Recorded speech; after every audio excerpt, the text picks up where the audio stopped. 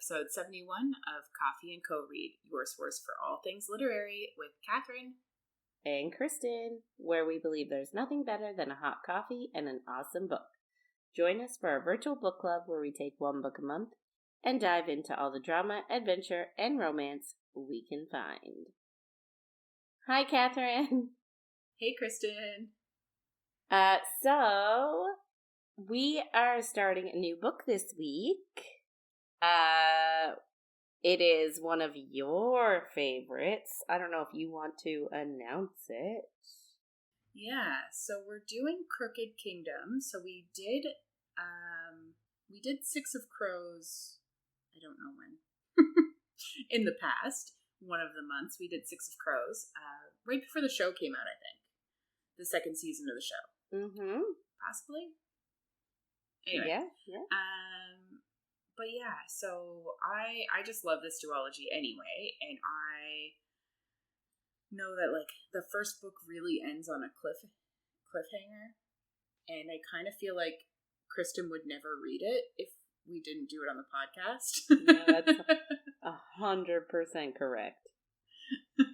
Yeah, no, that is, so, you got it, right? You have it, yeah. So now we're doing it. So yeah. You're welcome. Yes, thank you so much. Yeah, you're right, I typically don't like cliffhangers, but we've already moved on. We've already done it. Mm-hmm. So, and now we're on to the second part of the duology, so it's fine. Although I'm not going to like the end of this one either, because spoiler alert, someone dies.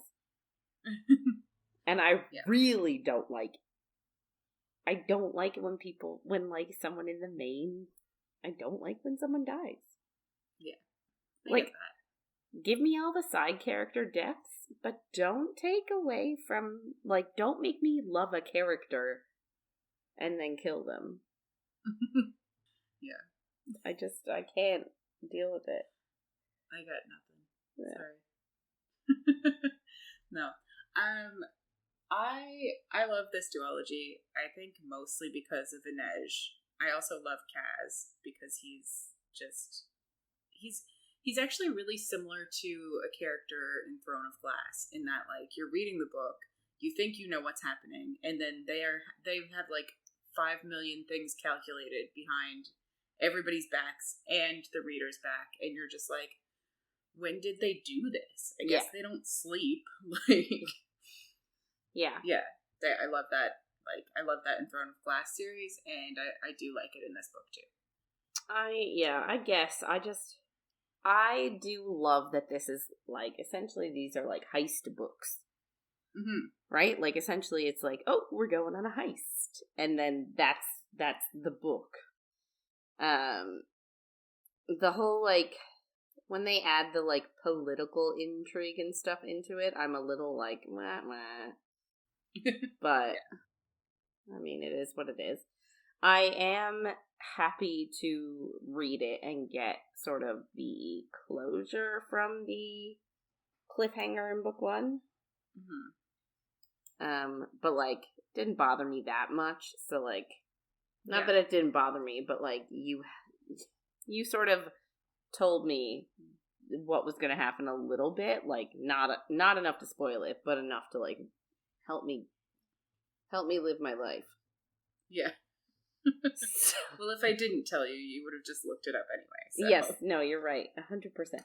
People find that really bizarre. I'm people? No, I'm just saying other people, other than you. I've been told that's weird. But I've also met other people that are exactly like me. Oh, yeah? Yes. There's, a colleague that I have that essentially does the same thing, and I'm like, yay, I have a friend who does the same. Funny. Yeah, so I'm not that weird. I guess it's true. But yeah, so I guess.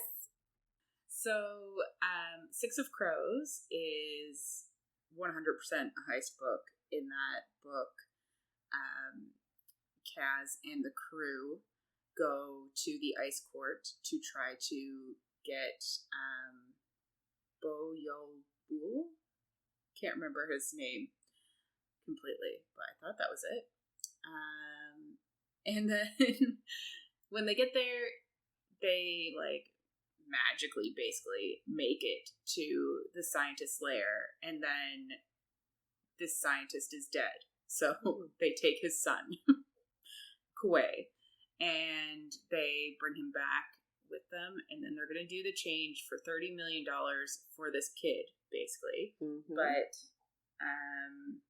the guy that did the deal in the first place, Vanek, like, goes back on his word, and he's just going to basically leave them there and take Kuei and say, screw all of you guys. But at the end of that book, they had turned Wylan, who was Vanek's son, into, like, Kuei's basically lookalike, because Nina had used jurda parem, and she could tailor him. There's a lot going on. So then they're having their standoff, and Kaz is like, that's actually not Kuei, it's your son. And he's like, well, I don't care. You can all die here. Mm-hmm. Which was awful. And then he steals Inej and leaves. And I think the book ends with them going to see Pekka Rollins, who is like the arch nemesis of Kaz because he's the reason that Kaz's brother died. But Pekka has no idea who Kaz is from that past. He just knows him as like this kid that's in the barrel, stirring up shit. So there's lots going on. Yeah. And I just like, so, you know, we've got Kaz, he had so sweetly poured his, I'm gonna say for him, poured his heart out to Inej and like asked her to stay. And she was like, no, dude, if you can't touch people, I can't do this. And then yeah. And then you had Nina, who's like doped up on jurda parem, and like her and Matthias are like in love. And then you've got Jesper and Wylan. Something is starting, but it's being all flirty. Yeah, it hasn't really. So, like, everybody is just coupled up, but, like, there's nothing really happening with the couples, which is frustrating me. Yeah. Yeah, that's fair. This book is a lot more YA for that kind of, like there's no real sex in it. No. Which obviously is very different from Sarah J. Maas. Mm-hmm. Yeah. So I guess we're gonna get into it. Just a heads up, we're not a spoiler-free zone, and things could get a little saucy. In like a violence way. Yeah, today, yes. Well, for this book, yes. Yeah. And the fact that we also swear a bit when we talk. Just a smidge. Just a smidge.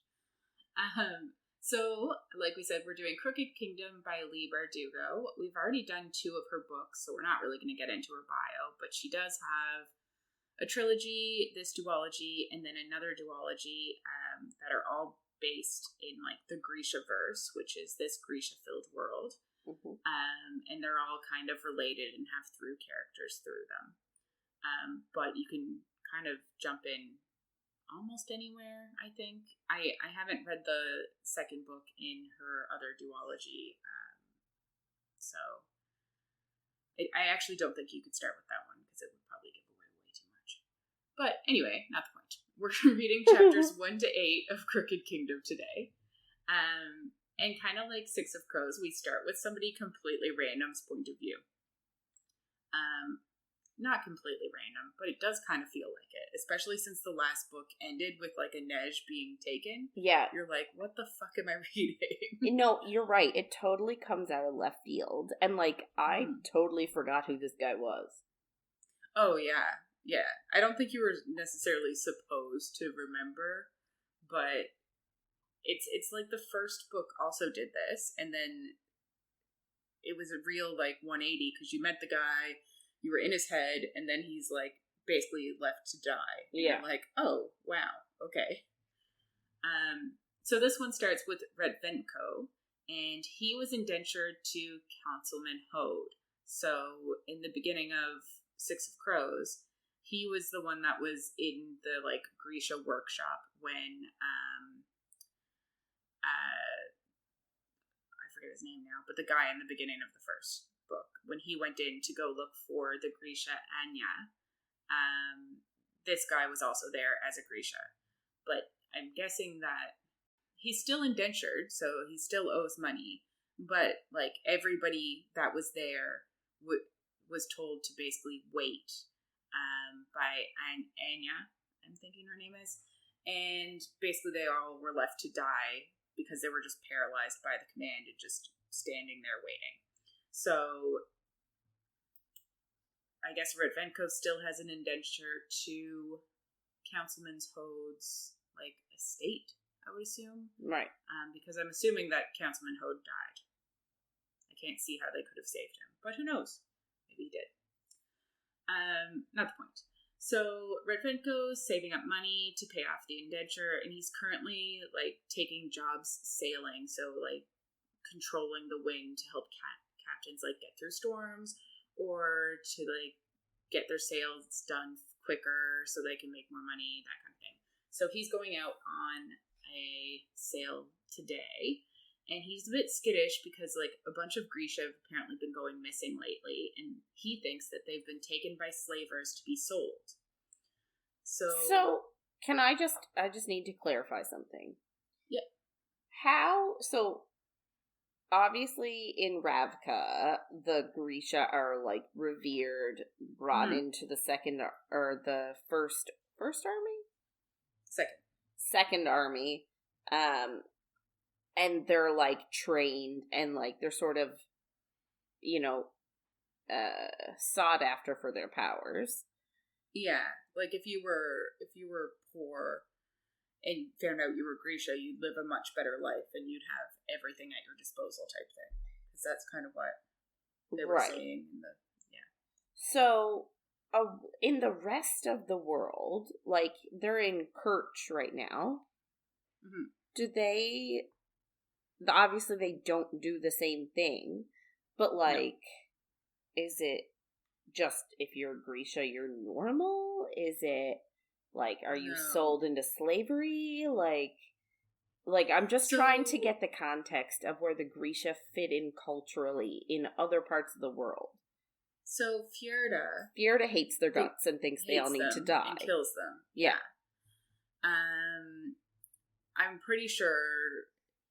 Like, I don't know if Ketterdam's the, like, example for everywhere, but, like, in Ketterdam, they're sold and they have indentures. But, like, that's the same with... And the Shu also hate them. Really? Because they've been at war with Ravka for a while or something, so they dislike them because they're usually well-trained and killing them, I assume, Hate them on principle, essentially. Yeah. I think that's what I remember, basically. I can't think of anyone else right now. Okay. I mean, that's allowed.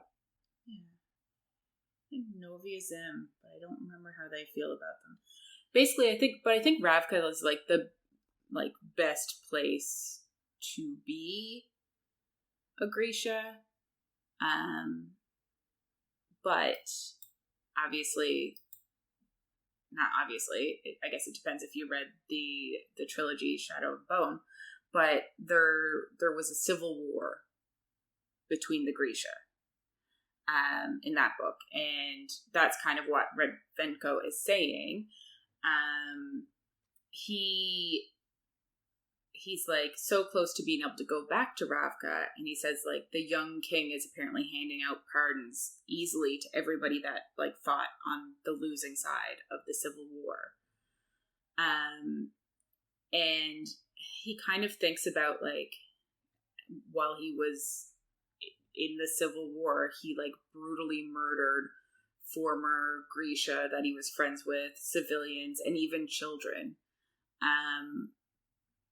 Yeah, it doesn't sound great. And like, not to get into too many spoilers for Shadow and Bone, so like maybe skip ahead 30 seconds, but the Civil War, like, he fought with the Darkling, and that was the losing side in the Civil War, so like it was very brutal. Yeah.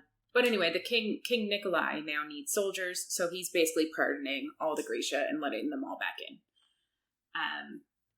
So Rodvenko is hoping to go back and be a soldier again. So he goes to wait in the harbor master's office because the boat isn't ready to leave. They're waiting for the signal from the Council of Tides. There's one thing about this book. There's so many things. It is really hard on a first read to wrap your head around everything. Yes. Yeah. So the Council of Tides are Grisha who guard the harbor basically 24/7. Nobody knows who they are. Like, I guess, I don't know how. Like, Kaz can't even figure out who they are. So I don't really understand how nobody's ever realized or figured it out. But they can basically control the tides in Ketterdam, and they determine who comes and goes. So basically you need to get there okay before you can leave or come into the harbor. But I guess that's part of it. Like, are they indentured to other people, or are they autonomous? I think they're autonomous. Because then that's Grisha in control of a harbor when Ketterdam and Kerch are not supposed to be very welcoming to Grisha. How do they get the power? How do they keep it? Yeah, that's a good question.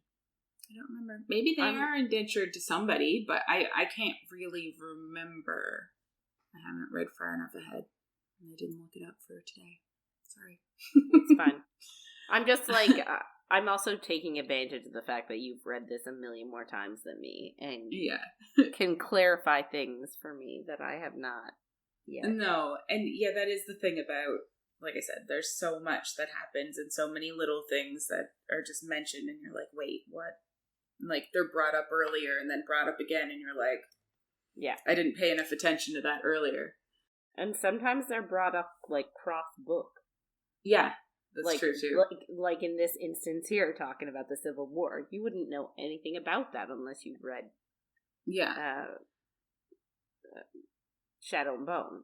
Yeah, and, like, right? King Nikolai is a character in the second Shadow and Bone book, is where we meet him, and the other duology, he's one of the main characters of. Yeah. So, yeah, there really is a lot of crossover. So yeah, Rodvenko is waiting, but he's just in, like, the harbor master's office, and he hears someone cry out by, like, outside near the boat, and the clerk kind of thinks he's being crazy and thinks it's just gulls. But shortly after that, the door explodes, and a shoe woman walks in, and the clerk fires at her, thinking that she's there for the payroll, and she falls back, but then she just gets back up and keeps coming, and she ends up knocking the clerk out.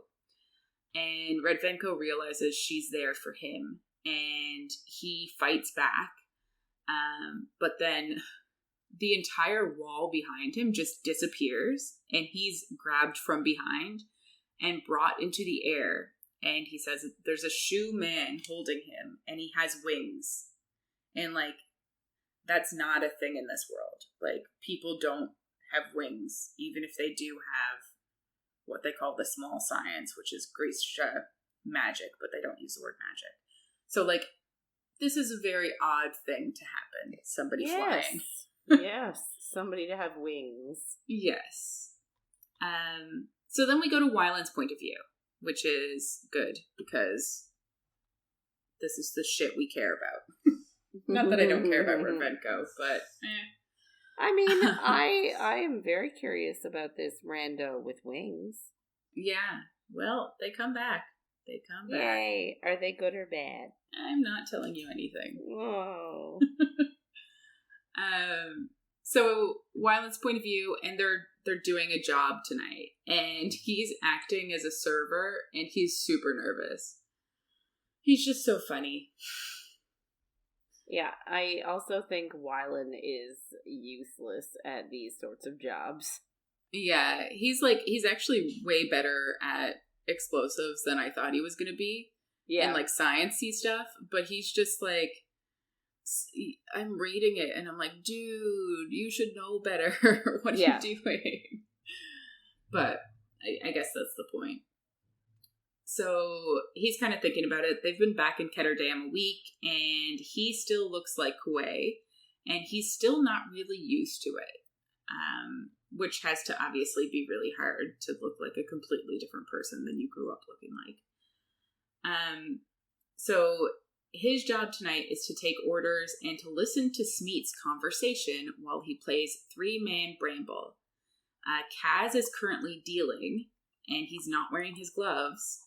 And he told them all beforehand that, like, Kaz said he can control any deck. So we know that he's basically cheating with the cards, making whoever he wants to win and lose, which Wylan is so shocked by because Jesper is losing. Mm-hmm. So he's just so innocent. Yeah. Like, it's,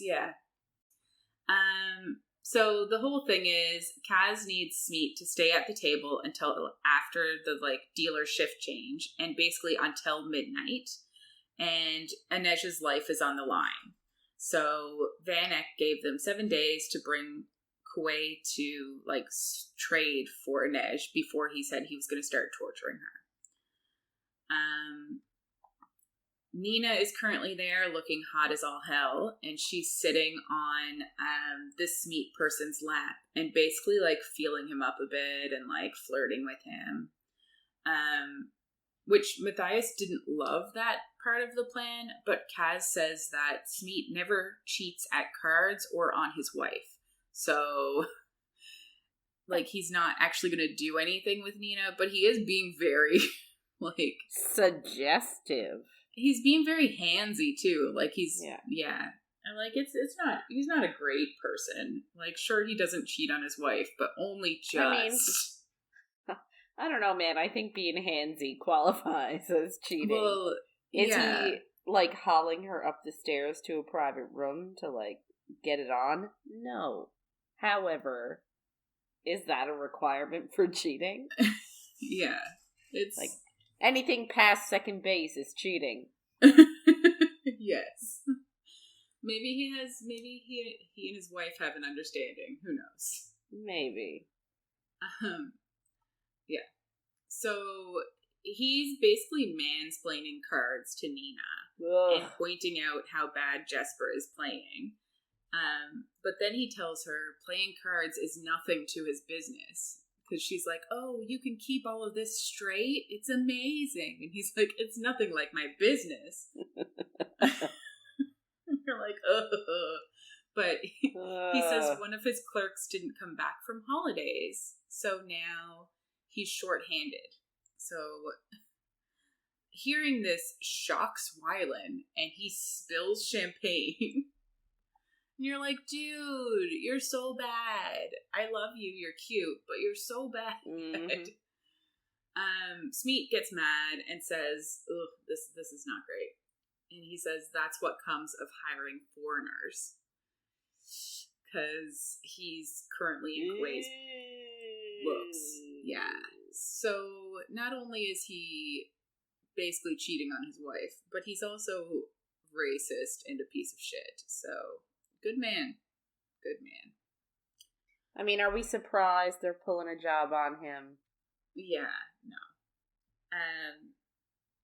Wylan's kind of looking at Nina, and he says she looks a little green. Apparently since she had the jurda parem and, like, came down off of that high, she's lost her appetite completely. But she does finish her oysters and say, let's have some more, which is... the signal. So Wylan is like ready to go. He goes and takes her tray. when he Can you comes imagine back, having to, like, slurp down oysters when you're, like, I couldn't even do it if I was perfectly healthy. I can't imagine doing it when I feel like vomiting. yeah. The last time I had oysters, and I don't even eat seafood, but I had them, and I ate a shit ton. I don't know why. It was in Australia. Like, I don't know why I did it, but I got violently ill afterwards.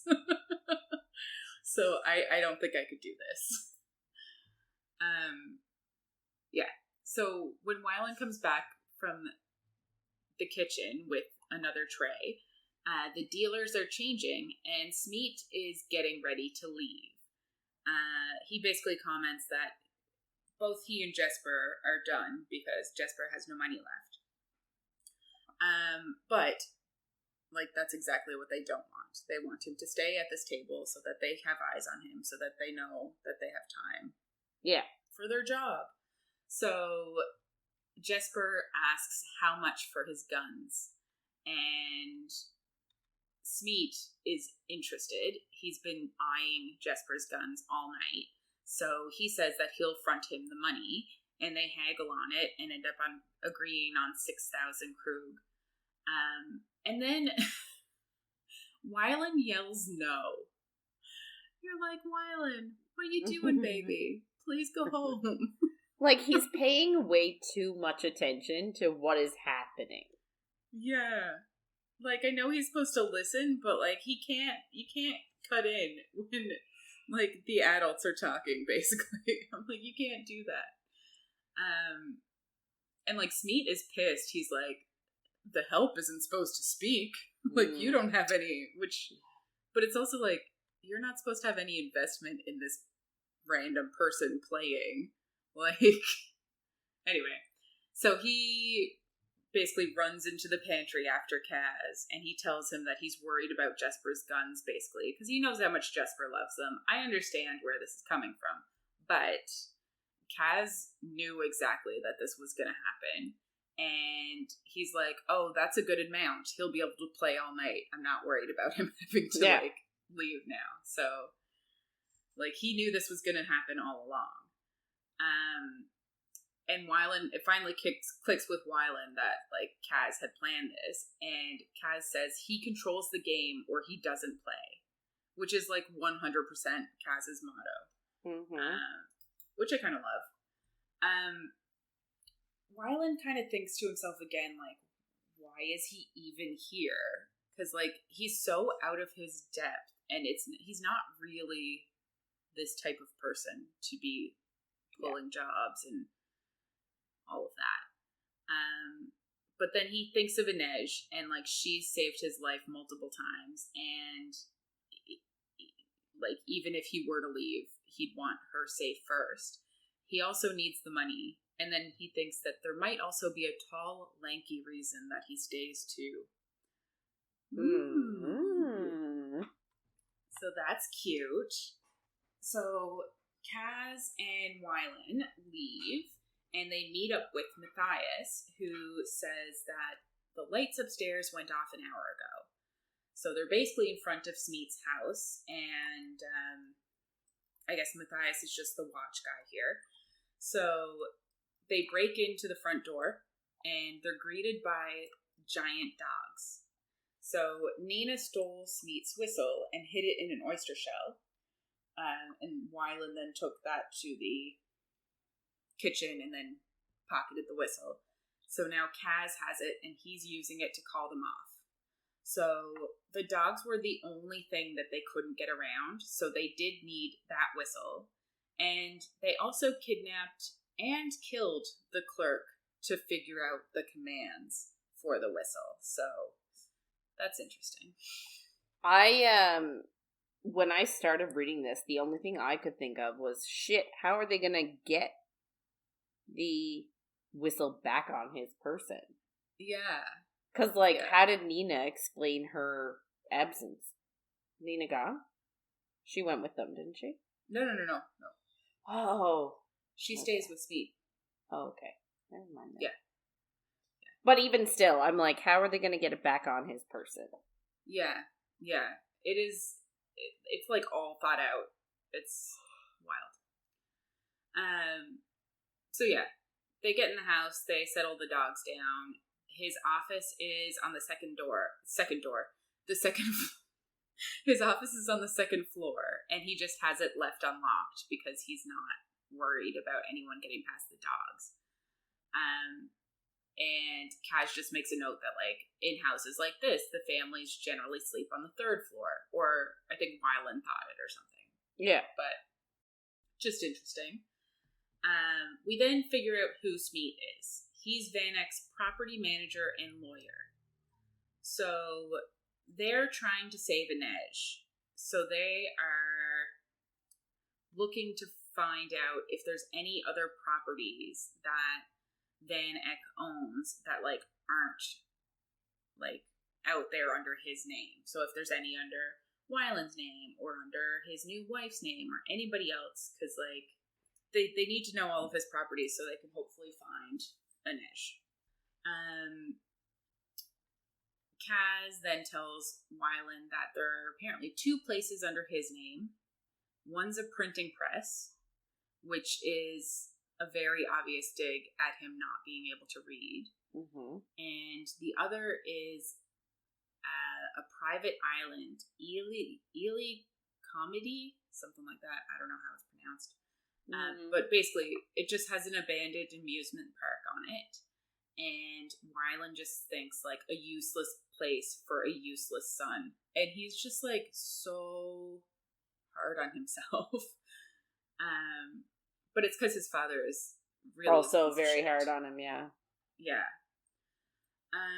Wylan also just feels super useless here because he knows, like, if he could read, he could help Kaz. But Kaz just tells him, like, he knew exactly how long this was going to take. And, like, Wylan is there to, like, help him weed out the places that if he says the name of something and Wylan knows what it is, it's likely not what they're looking for. Yeah. So then Kaz asks what Wylan's mother's maiden name is, and Kaz looks under that and asks Wylan, like, when she died. And he said he was 8. And he also says he wasn't allowed to go to the funeral, and he doesn't even know where she's buried. Ugh. Which is awful. Like, why? He was 8. Ugh, I can't. Wylan then asks Kaz why they say no mourners, no funerals, instead of something like good luck. And Kaz says that they like to keep their expectations low. Which is just so sad. But also funny. Yeah. Kaz then, like, snaps the ledger shut, and he, like, sets the room back up, and he says, like, basically, I found her, type thing. He then tells Wylan that his father has been paying to the Church of St. Hilda for 8 years, so his mother is likely buried there. And Wylan is kind of shocked because Kaz doesn't normally give out information for free, so this is definitely interesting. Like, he normally keeps things for when he, like, needs them or can use them. So, this will probably come back. They go to leave the room, and there's a little girl leaning on one of the dogs outside of the office. And Wylan is kind of afraid for the kid because he doesn't know what Kaz is going to do, because obviously they were hoping not to see anybody. And it makes him think back to the clerk that we mentioned earlier. Apparently Kaz hung him upside down from a lighthouse, like, by his feet until he told them the commands. And then Kaz was going to, like, bring him back up and let him go when he started offering other things. And he said that he has something on the Zimini girl in the menagerie. So apparently she is getting gifts from suitors and she's keeping them, which she's not supposed to do. So this guy found it out and is holding it over her. And now she's seeing him for free to keep him from telling. And yeah. And he's saying that they could go see her for free too, which is just so... he's using her like his own personal, like, prostitute. Like, yeah, free prostitute. And he's pimping her out to his friends for free. Yeah. So we also get that, like, apparently the last girl that did this, like, kept gifts, Tante Helene beat to death in the parlor. So just, like, in front of the other girls, basically. So it's, like, this secret could kill this girl. Yeah. That kind of gets Kaz, and he's not the type to go touch anybody's skin anyway, so that was really the wrong way to try to get him on your side. Yeah. But yeah, he's kind of just pissed that this guy is holding that over her. He really does, like, he's not like a hero, I wouldn't say, but he does have, like, a sense of what he thinks is right and wrong. And he's very... Yeah. If you cross that line, you deserve to die. Yeah. Yeah. So there are certain things, and, like, obviously, he kills people all the time. So, like, he's not a great person. But he kind of is like, if they deserve it, then it's fine. He has an interesting set of morals. Yeah. I'll say. The guy is being, like, Kaz starts to drop him again, and the clerk finally realized, like, oh shit, I said the wrong thing. And he starts saying he's a good man, but Kaz just says there are no good men here, and then, I guess, drops him, is kind of what we're left to think. But also, I find when people are like, oh, I'm a good guy, like, usually they're covering up that they're not actually a good person. Yeah. Like, you just told a story that highlighted you being an asshole. So, yeah. I'm going to go ahead and say you're not. Yeah. So, back to the present. Kaz asks the girl if this is her favorite dog. And she says no, and she lists 2 others that she prefers before this one. He then calls her Hannah, and she's surprised that he knows her name, but he says that he knows all little kids' names. He says he lives under the beds and in the backs of closets of kids. And she says he doesn't look like a monster. And he says the really bad monsters never look like them. Which I love that line. Yeah. I actually, like, I just keep thinking of my own children with this. Yeah. And, oh my God, they would never sleep again. Yeah. Like, their parents would have to realize that something happened. Yeah. But I don't know. Nothing comes from it, I don't think. Yeah. Kaz tells her that he won't eat her tonight if she does 2 things. Go to bed, and also never tell anyone they were here.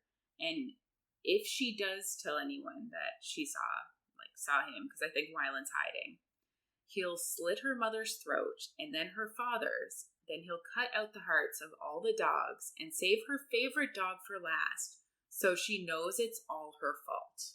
Yay. Yeah. It's not great. No, it's a surefire way to give a kid nightmares. Yeah. So Wylan is shocked that Kaz said it, kind of like everybody is. But he basically says it was that, or make it look like she fell down the stairs.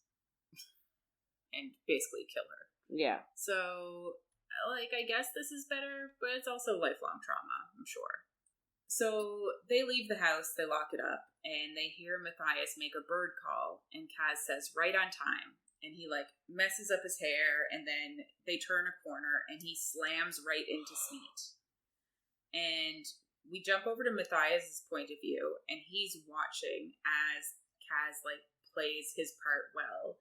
And then he tells Smeet he dropped his wallet, and Smeet, like, picks it up, and he gives Kaz 5 krug for being an honest man about his wallet. And then they go stand with Matthias, basically, and they watch Smeet, like, dig for his whistle.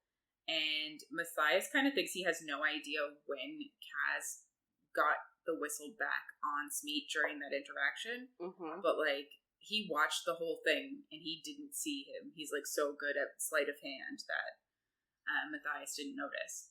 It's one of those things that, like, you look at, and you're like, how? Yeah. Like, I've seen I've seen clips of, like, dudes doing it on the street. Like, stealing people's watches and, like, all that. And I'm just in awe. I'm so perplexed. Yeah. And Matthias even says, like, he wants to go yell at Smeet to come back out so that he can show, like, Kaz could show him how he did it. Yeah. It's just like, you can't do that. So the three of them, there's three of them. The three of them get into a rowboat now, and they go back to Blackveil Island, which is their safe ground. It's also a cemetery, and it's rumored to be haunted, so people don't really go there. It's a great hiding spot. Yeah. Islands seem iffy for hiding spots, though. I'm like, that could be an issue. Yeah. You would have to hide your rowboat. Yeah. And I think they do hide it on something about a tree or something. Anyway, don't remember. So Jesper and Nina are already there, and Matthias just gawks at her because she's wearing a scandalous dress and looks amazing. But he can also tell that she's exhausted. Jesper is complaining because he lost his guns, but they're in the safe of the club because Smeet didn't want to walk home with them. Kuwait pokes his head out of a tomb, and Kaz just yells at him to get back inside. And then they all go in, basically, to the tomb. And Nina tells them all that they saw 2 shoe warships in the harbor. And apparently there are also Fjordans with a bunch of Druskella. And they're, like, all presumably there because of the jurda parem, and because they likely have an interest in Kuwait. But nobody really knows, like, where he is specifically, but not everybody knows that he's with Kaz either. Well, yeah. But we get a bit more of that in a little bit. Kaz says he has a good idea of where she is, and they'll strike at midnight tomorrow. And then he asks for progress on the Weevil. I don't think Weevils are real. Yeah, they are. There? No. I don't know what a Weevil is. It's a bug. What? It is, yes. Anyway, so he asks for, an update on the Weevil. And they say that they're pests that get into grain stores and basically, like, ruin them. So Wylan basically hauls out a vial and says it's a chemical weevil, and he wants to get Kuwai's help on it, but Kuwait doesn't want to. He's busy looking through his father's journals and trying to figure some stuff out. Yeah. But Kaz threatens him because apparently once Inej is back, they're going to use the weevil on Venek's silos, which is interesting. It's genius. Yeah, I guess we'll see what happens. It's so hard because I know what happens, but I don't want to give you any spoilers either. Aww. Well, or anyone else that might be reading along. Well, that's not true. Too many spoilers. Do you know what the only thing that bothers me about this whole section is? I find Kaz even less likable than normal. Like, that's fine. What? Yeah, but I think that's on purpose. Oh, okay. He's so surly. He's threatening everybody. Mm-hmm. Like, he's being a bit of a dick. Yeah, he is. And like, I don't know how to get into too much of it, but it kind of comes up. We get his point of view next week. I already read ahead a bit of your part next week, and he kind of says some of like why he's worse. Right. It's also because he's in love with Inej. Yeah. Like, that's the main reason I was thinking, to be honest, is that he misses Inej. Yeah. But being absolutely awful. Okay. I'm glad I'm not the only one. No, he even says it himself in his head. Okay. Yeah, so this is another instance of that, kind of, because Nina is annoyed that all Kaz thinks about is money, but he tells her, like, money is everything else, though. Money is security and safety. It's the lien on Jesper's dad's farm. It's a future for Nina and Matthias. It's a future for, like, all of them. Like, we know Inej had a plan to get a slaver ship. Like, yeah, they all need money to get out of their bad situations. Yes. Wylan asks Jesper why Kaz won't just say he wants Inej back. And this part was kind of cute. Matthias is, like, watching Jesper and Wylan's conversation, and Jesper, like, strokes Wylan's arm, and Wylan gets all, like, blushy and stumbles over his words, and Matthias just thinks that if they could just send Nina and Jesper out to flirt with everybody, like, they would get stuff done so much quicker, because they're both, like, huge flirts. Yeah. It's cute. Jesper tells them the smart thing for Kaz to do would be to forget about Inej, auction off Kuwait, and, like, everybody kind of thinks about it, and they're not sure that Kaz wouldn't actually do that. But, like, we were in his head last book, so we do know that his feelings for Inej are stronger than that. So I don't think he would do that. But no. But yeah, he's very, like, very calculated. I think if it was anybody else, that's what he would do. Oh, for sure. Nina asks him about the plan then, and Kaz says that Van Eck promised them 30 million krug, so they'll take that plus 1 million for interest, and just because they can. But Wylan says, like, his father doesn't have 30 million krug. And Kaz just answers they're going to use the market to take Van Eck's money and his reputation, so no one will ever do business with him again. Which is bold. What are they going to do? Yay! Yeah. Take him for all he's worth. Although I keep having to remind myself that this is not Pekka Rollins. Yeah. It is right? confusing. Pekka Rollins is the one that Kaz really has apart from this guy, obviously, but, like, Pekka Rollins really he's got a grudge. Yeah. Like, a long-term one. Like, Pekka Rollins essentially caused his brother to die. Yeah. So, like, I'm a bit surprised. Like, I just have to keep reminding myself that this big, like, revenge thing is not about Pekka Rollins. Yeah. And it is, like, the reason he wants the money is so that he can get his revenge, basically. Like, that is his end goal. Yeah. Everyone has their thing. Like, he just listed everyone else's, but his end goal is just to get Pekka Rollins. So it's, like, it's interesting, but it is confusing in, like, the beginning of this book for sure. But the way that it all twines together in this book is awesome. So, yeah. Yeah. So then they start to discuss what to do with Kuwait, and Nina thinks that he should go to Ravka, and he agrees that he wants to go there because he wants to train, and he wants to try to make a cure for jurda parem, and he thinks that some of the fabricators there could help him with that. Right. Nina kind of assumes that was Kaz's plan all along, because he, in the end of the first book, sent a letter to Ravka, and Nina thought that was, like, asking them to take Kuwait, but Kaz just says it was a decoy so that Pekka would be, like, looking into who they know in Ravka, because they don't have anyone there. And Matthias is kind of worried about giving one nation, like, Kuwait, and them having the potential power to make jurda parem if they have, like, the journals and stuff, but everyone else kind of discusses it that, like, now that people know it's possible and they know it's made of jurda, then it's likely going to get replicated anyway at some point. Like, it'll be made again. Kaz then asks Nina to translate for him, and this is another moment when he's a bit much, or, like, to Kuwait.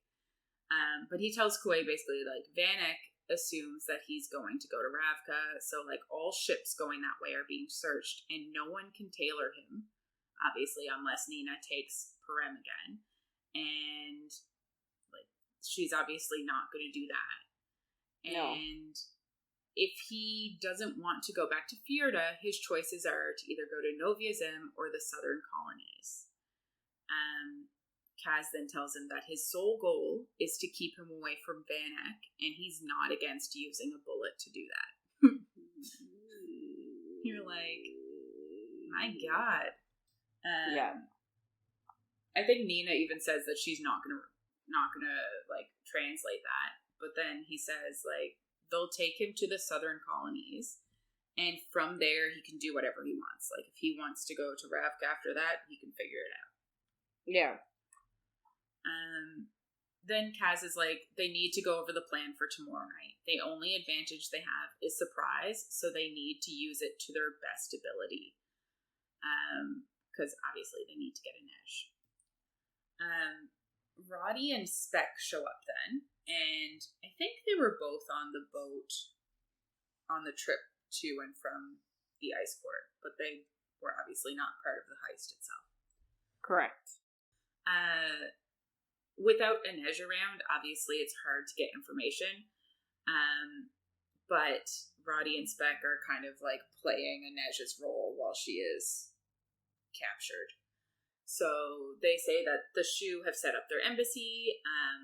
Pierre Haskell, who is the head of the dregs, basically, he's like, yeah, the figurehead.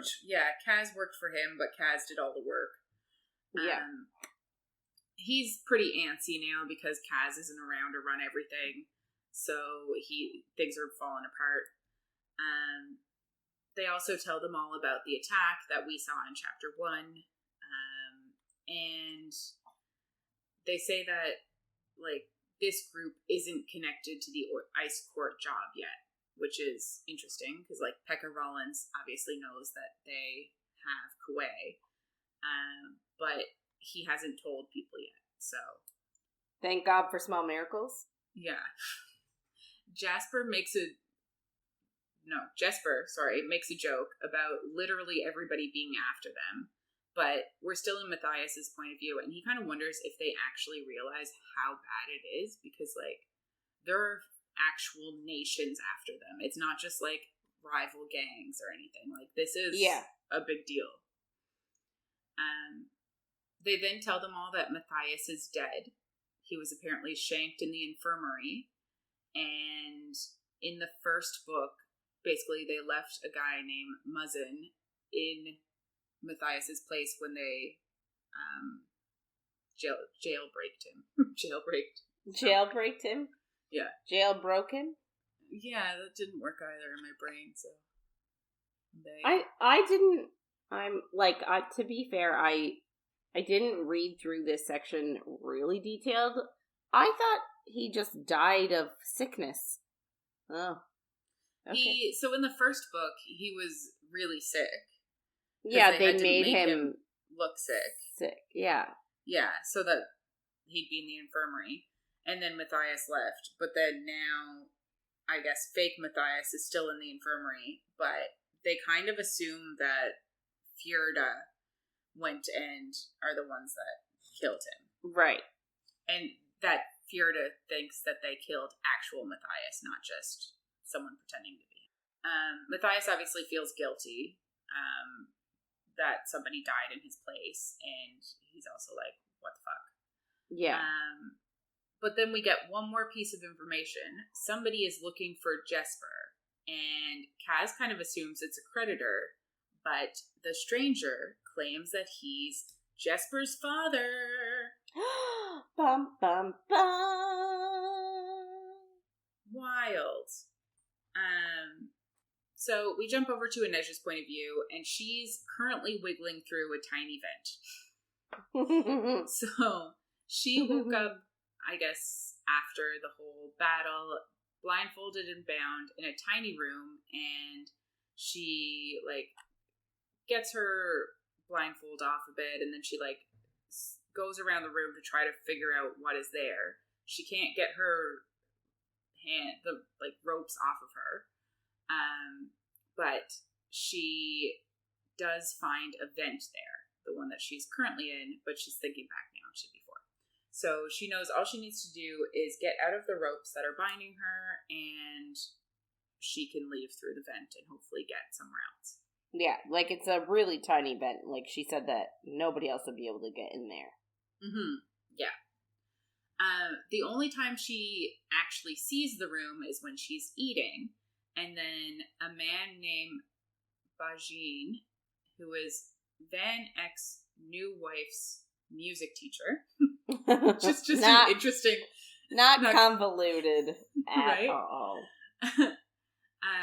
He comes in and talks to her every meal, and he's like not that much older than her, and he's just like a nice Suli boy, and she's kind of like, it's weird that Van Eck is letting this attractive young man around his wife who is half his age. But anyway, so he came in earlier this day, and she was so woozy because she's only eating enough to keep her strength up, that she knocked over her ceramic plate and mug, and they like fall to the ground and smash, and then she fell to her knees because she was just so woozy. She's so weak from only eating a few mouthfuls of food. Yeah. And like she actually is, but like this is not her style. She's but also being a bit dramatic. Yeah. On purpose. Yeah. But it's also like she is trying to lose weight to fit through this vent because she's not even sure she can do it. It's so tiny. Yeah. Bajan tells her that Van Eck says they will have to force feed her if she isn't going to eat. And she tells him to try because he'll have trouble teaching pianos with his fingers missing. Love like, it. Fair. I mean, like what's... Yeah. Obviously, she'd bite his hand if he tried to... Because they're not giving her any cutlery. She's literally eating oatmeal with her hand. It's something, yeah. Yeah. So she does what she normally does. She eats a few handfuls and then she stops. And Bajan is telling her that she should really start answering Van Eck's questions. And that kind of makes her think of the crows, of their little found family. And she knows Kaz will likely ransom Kuwait for money to set himself up for his revenge against Pekka Rollins for killing his brother. Like, she's like, she doesn't have a whole lot of hope for him coming to save her. She also thinks, like, she told him that as soon as she got money, she was leaving, so there's really no reason for him to save her. She does know that, like, Nina would never leave her here to die, and Matthias would be on her side, too, because he's a good person. But, like, Jesper needs money really badly, too, so she doesn't think he would actively harm her, but he might not be able to, like, risk doing something to save her if it'll interfere with him getting money. Yeah. Bajan is kind of lingering tonight, so she kind of thinks something must be happening. He tells her that Van Eck could get her to her family, and he could pay off her indenture. But that kind of makes Inej more worried that Van Eck knows where her parents are, as opposed to, like, actually thinking that she would do it. She does, like, give herself a minute to kind of think of it, and she debates it, but she knows better than to trust Van Eck. Obviously, he already, like, went back on a deal. Yeah. And she also has a mission for her future. Like, she wants to get a ship to go after slavers. So she's not going to give up on that future. As soon as Bajan leaves, Inej takes out a piece of the plate that she hid when she fell over, and she starts to cut the ropes binding her with it. She climbs into the vent, and it's really, really tight, but she needs to get out tonight. So she follows it to a dark room, and then she tries to swing a vent open in this dark room, but it just isn't attached anymore, so it falls to the floor. And then she basically jumps out of the vent and does a roll so that she doesn't end up hurting herself. She's very she used to be an acrobat, so she's very good at this nimble. stuff. Yes. So she literally falls to, like, I'm assuming it's a very high ceiling, really. But she's fine. I don't understand why she didn't look before jumping out the vent. Like, pop her head down. She did. It's dark. Oh. The room is completely dark. It's so dumb and dramatic. You're like, why? Yeah, like, why couldn't she have then found a different room? Like, instead of going down in the dark one? Yeah. Well, nobody made a noise when the vent fell down, so you'd think someone would come running if anyone was around. So, yeah. You wouldn't expect people to be standing around in the dark like idiots. No. But, alas. And all I can imagine is her needing, like, well, not her, but Van Eck setting up the sting in different rooms wherever they are. So, like, if she came out of a different one, he could be like, surprise! Yeah. It's so dumb, but he probably did.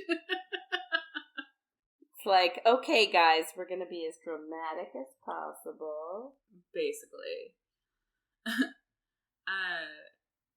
So yeah, she's on the floor now, and she kind of, like, makes it to the perimeter, because she's trying to find a door out.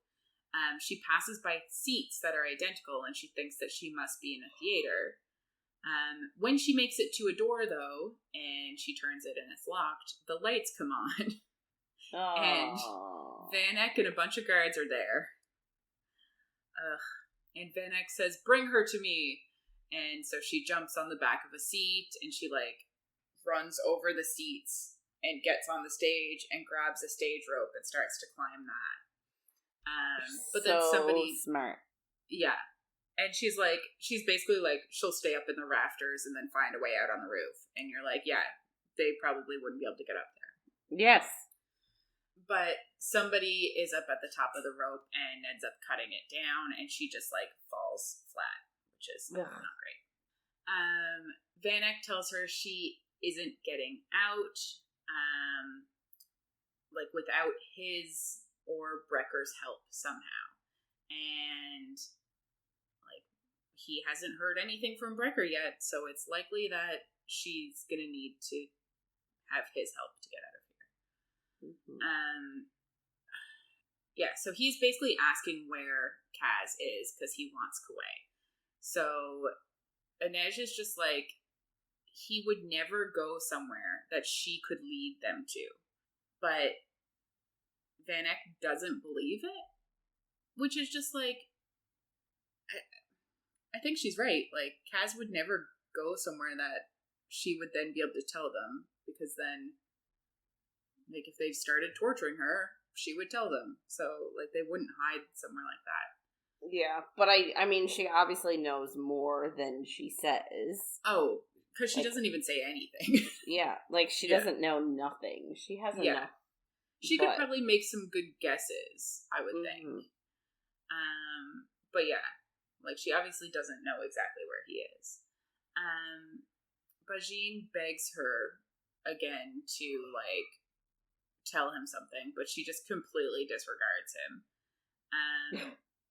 Then Van Eck says, put her on the table, and then tells a guard that he doesn't want this to take long. And she's actually, like, super strong in this moment, and tells him to, like, go on. But Van Eck kind of realizes that, like, torture isn't gonna break her. He says, break her legs with a mallet so it isn't a clean break.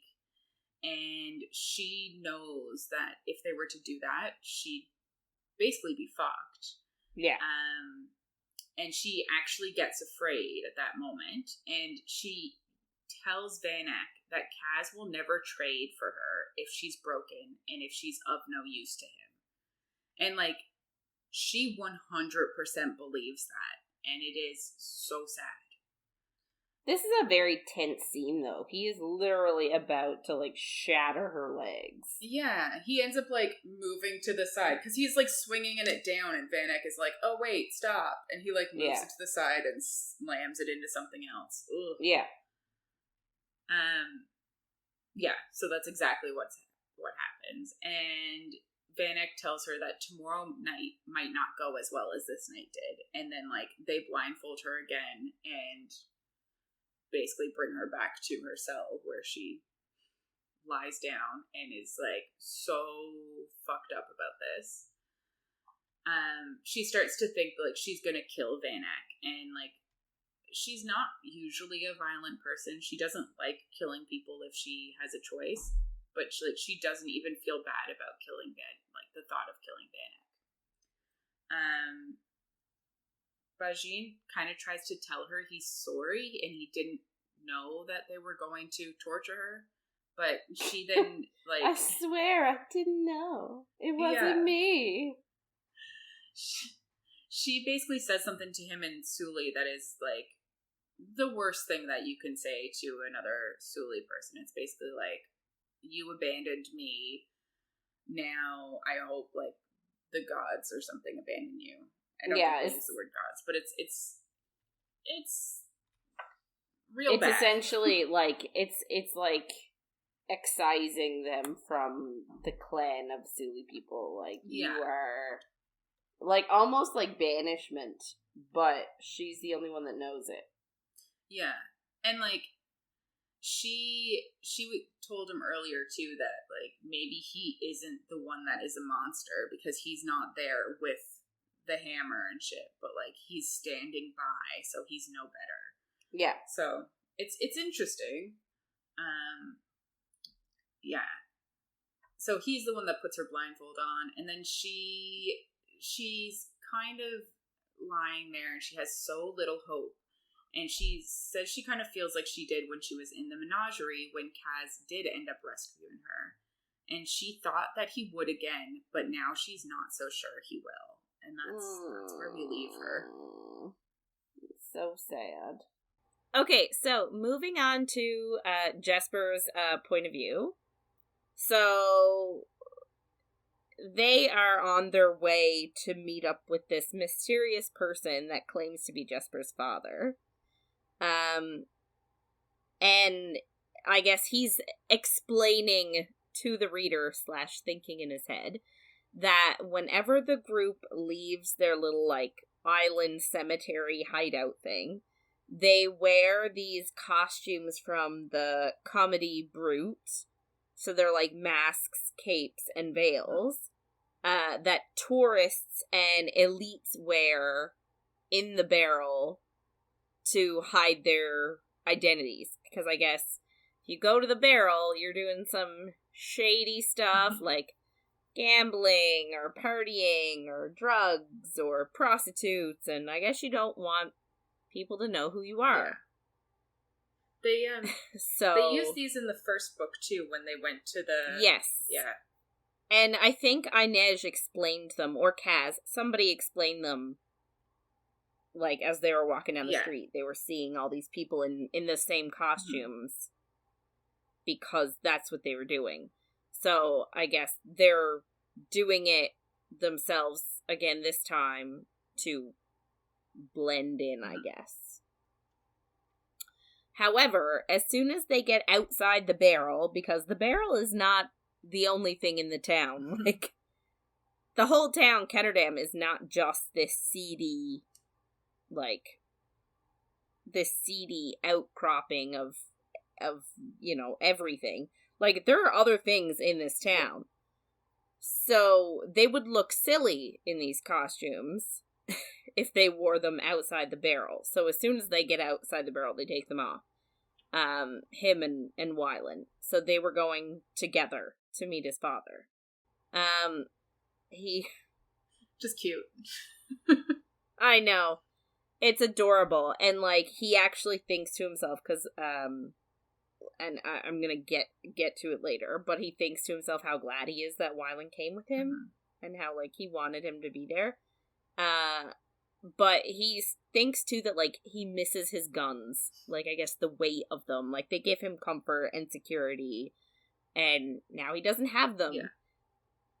And he feels like, you know, he knows, like, it was his own idea to bet them. He's still annoyed that Kaz is so, like, I'm gonna say laissez-faire about getting them back. Like, he's just so like, yeah, we'll get them back. Like, he's relaxed about it, whereas Jesper is more like, I need my guns, get them back. They're his security You know blanket, what I mean? Yeah. Yeah. And I guess he feels like he bet them to sort of make up for the fact that he made a mistake. Mm-hmm. When Inej got captured. And again, it's been a while since I've read the book, so I don't really remember. It's not when she got captured. It's when they first went to the docks and they, like, Inej got hurt before they went to the ice port. Right. It's because he, like, it was his fault that she got hurt, and Kaz is still holding it against him. That's ages ago. It's like less than a month or something. Kaz needs to get over that shit. She's fine. Well, like, she's not fine, but, like, she's fine from that. Yeah. I think he needs to get over that But shit. it is shitty that he, like, she got fucked over because he has gambling debts that he was like, don't worry, I'm going to come into a lot of money soon, and then he told them, like, where he was going to, like, that he was leaving. Like, it is shitty that happened and that it was his fault. Yes, 100%. I'm not saying it's not shitty. I'm just saying, like, everything is okay now. They have bigger things to worry about. I feel like they're friends. Like, just forgive him.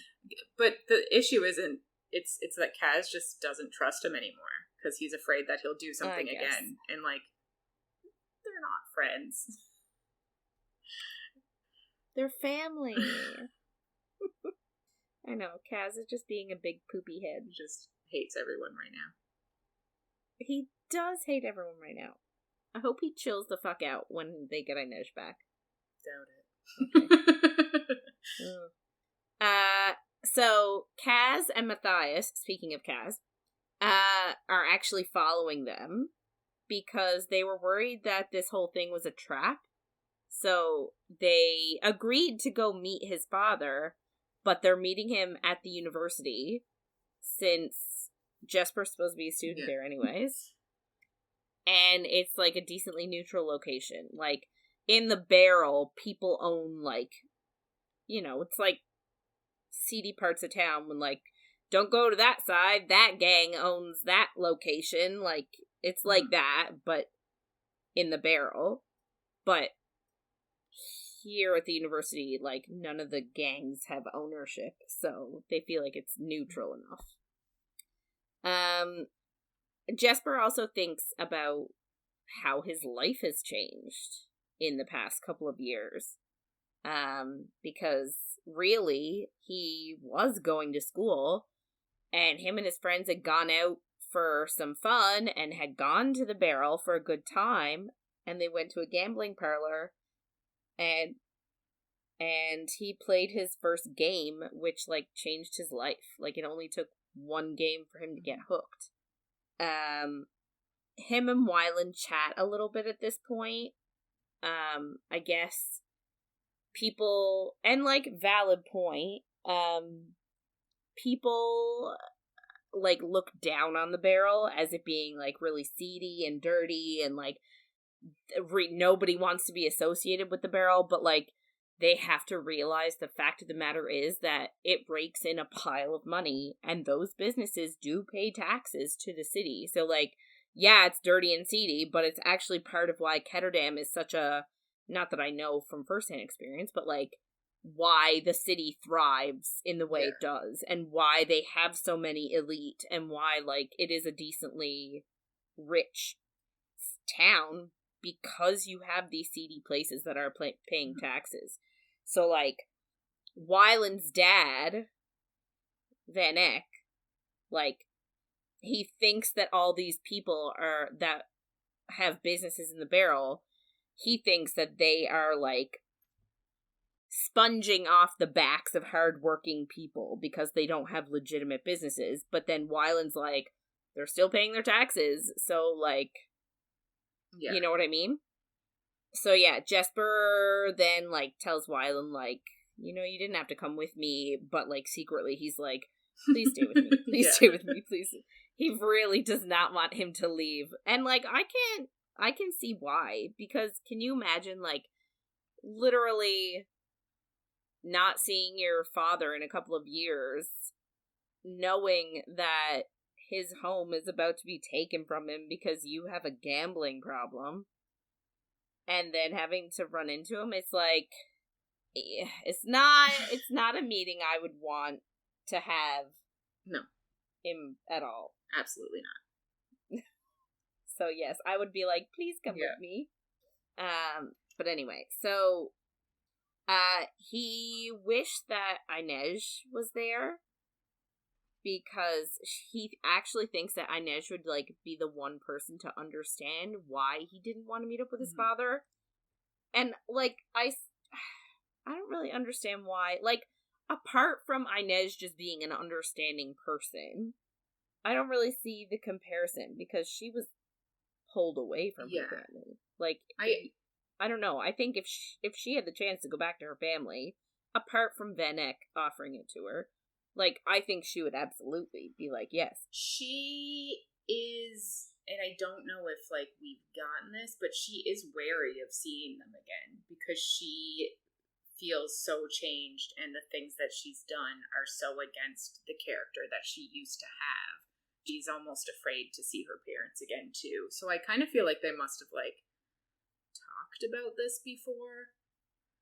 Because, like, she Maybe. does feel the same way, so. Okay. But yeah, so he had wanted Kaz. So he wanted Kaz to, like, offer to go with him. But, again, like we just said, Kaz is still pissed about the ambush at the beginning of the ice court job. So he didn't offer. Like, he can tell that Kaz is still pissed about it. So he didn't make the offer to go. So I feel kind of bad, actually, because it means that Wylan is, like, third choice. That's true. But, like, this does, like, we get some resolution here in this book, FYI. Yeah. So they decide to meet in a courtyard that is actually in the middle of 4 different libraries, which is amazing. Like, I want this place so bad. Why can't this be my university experience? Yeah. Yes. Yeah. And he notices that his dad was wearing, like, his best suit. I love his dad. I know. And he's got, like, red hair and freckles, like, very actually stereotypically Irish, I would say. Yeah, I think so. Yeah. So, but here's the thing. I have a really hard time now differentiating book Jesper from TV show Jesper.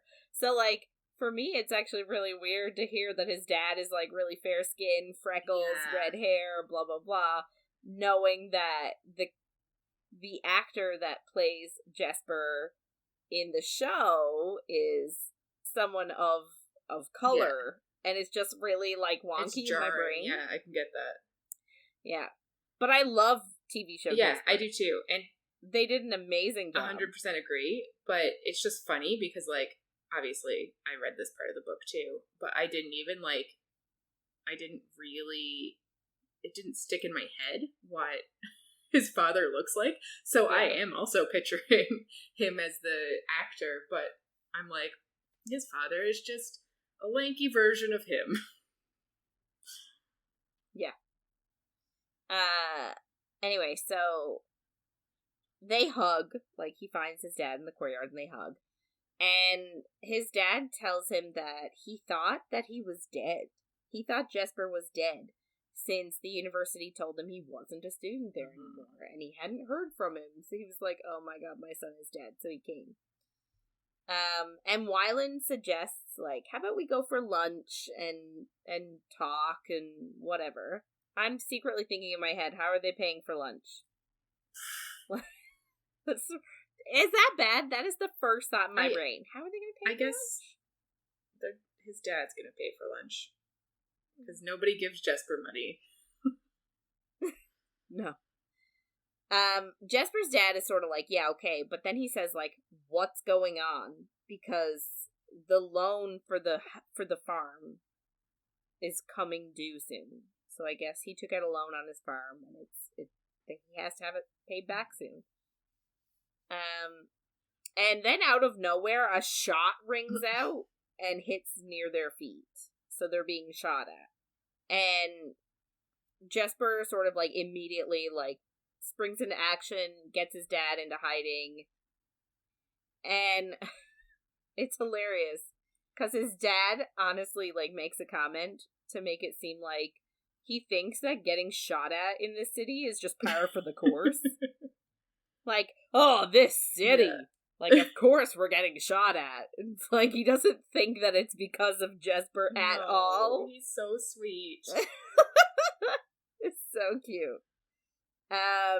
But Jesper then has to say, like, no, Dad, they're actually shooting at me. But then he has to say, like, I guess his dad was like, who? And he was like, I'm not really sure, because there's, like, several different groups of people after me at the moment, so I don't really know which group is shooting at me.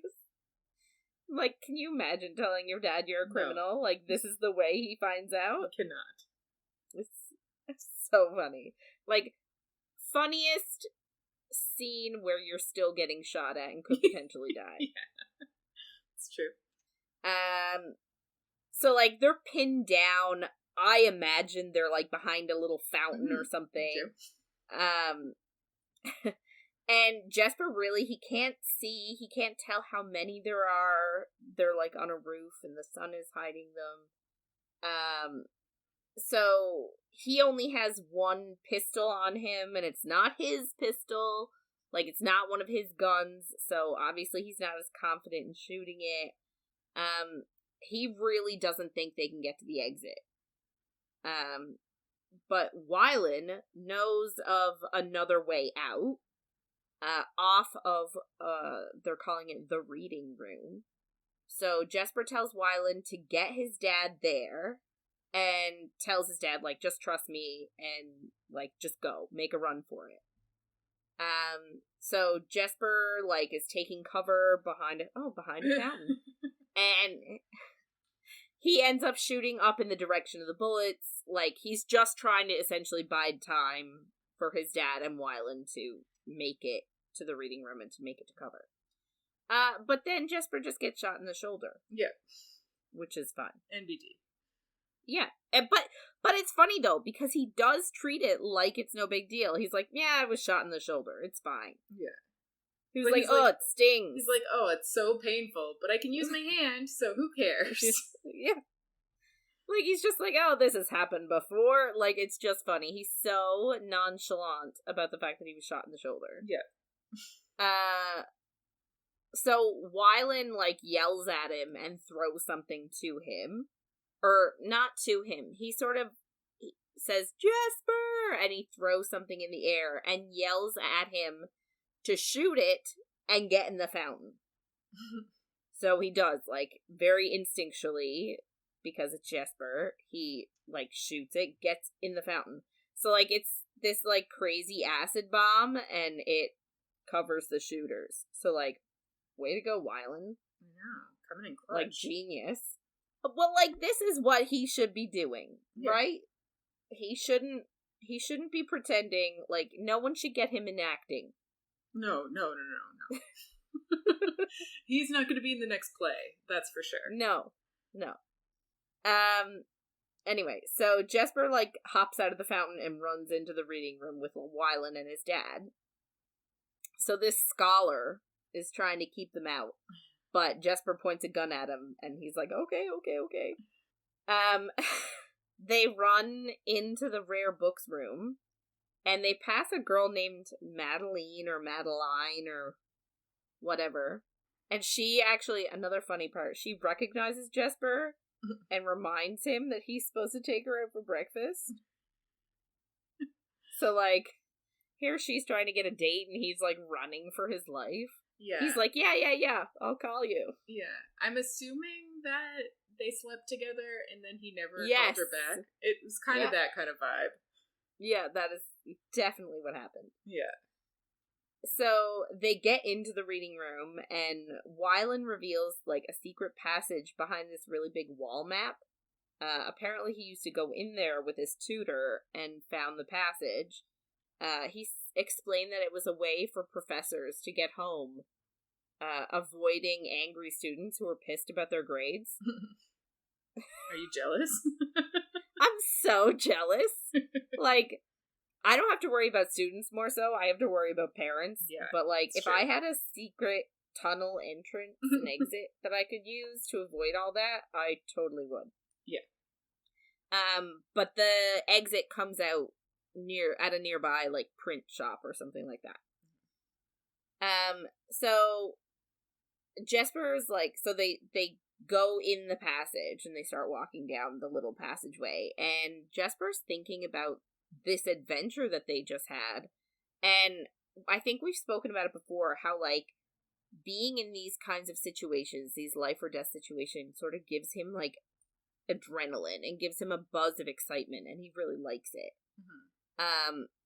But today he said, like, it's still there, but it feels different. Yeah. Because his dad was there, and his dad could have been shot, and his dad could have died. And his dad didn't choose to have this life. And he said his only crime really has been, like, the fact that he loves his son and has faith in his son. So, like, I guess he doesn't have the same, like, adrenaline spike and the same, like, excitement for this sort of adventure, knowing it puts his loved ones in danger. So, I think we talked about it last book too, but, like, the reason that he gets the high is because he's Grisha, and he's used, like, his Grisha power to direct the bullets and stuff. So that's why he usually gets a high off of these situations. Because he's actually using his the Grisha power. Because if you don't use it, you get, like, sickly, and you're unwell, and that kind of shit. So, I just think that's important to remind everyone, because but it is interesting because he's very worried about his father, which is sweet, but it makes him feel worse about himself too. But, like, I don't know, and you're gonna have to let me know about this, like, are we gonna get more to the story for Jesper? Like, are we gonna get more of his I guess his journey into gambling addict? I don't really remember too much more. I could be wrong though. Like, this isn't the last time we're seeing his dad. No, I guess my issue is that this is, as much as I love Jesper, meeting his dad and hearing that, I went out hanging out with my friends once, and I went and gambled one time, and that was it for me. It really doesn't endear me to him at all. Like, it doesn't make me feel sorry for him in any way. Like, if anything, it makes me feel like, dude, this is your fault. Yeah. Like, it doesn't make me feel sympathy for him. I get that. I know, like, it is an addiction, and he's obviously, like, very addicted to it. But yeah, I don't really think we get more about his journey into addiction. Like, we do end up, well, I don't really want to say much about that. Okay. But yeah, there is more to his story, I guess I'll say. Okay. Yeah. Yeah. I just feel bad for his dad. Yeah. Yeah, and I think that's how you're supposed to feel in this situation. Okay. So move on now to Nina's POV. I feel like we're getting everybody's POV. So she is thinking about how she withdrew from the parem, and how Matthias, like, held her hair back when she was throwing up and held her hand through everything, and she had, like, raged at him and tried to trick him into giving her more and guilted him and tried to, like, flirt with him into giving her more, parem, but, like, he never gave in. And she remembers everything.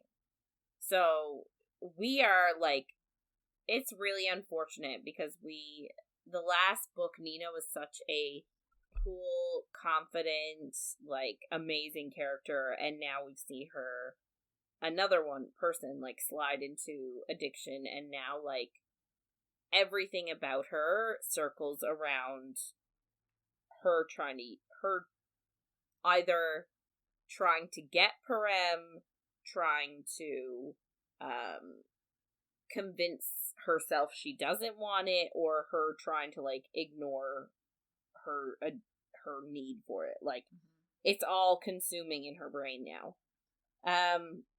When they first, like, she's thinking back, when they first got to their hideout, she actually asked Kuai if he had any more, and she said she just wanted a taste, which is very, like, addict thing to do.